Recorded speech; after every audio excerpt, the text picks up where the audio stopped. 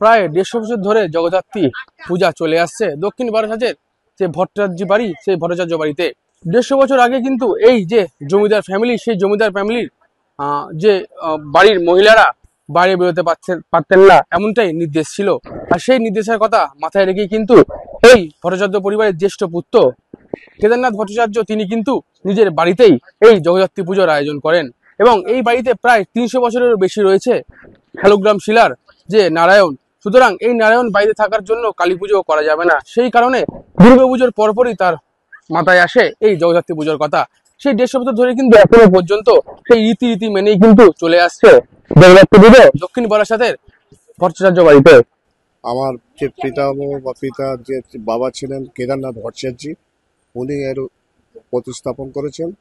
তার পরবর্তীকালে আমাদের যে মেয়েরা সমস্ত বাইরে গিয়ে দুর্গাপুজো অনুষ্ঠান দেখার রীতি ঢল ছিল না, তার জন্য এই জগদ্ধাত্রী পুজোটাই উনি স্থাপন করেছেন। সেই পুজোটাই এখনো পর্যন্ত চলছে। খুব মজা হয় পুজোর কটা দিন, এটার জন্য সারা বছর অপেক্ষা করে থাকি। একদমই।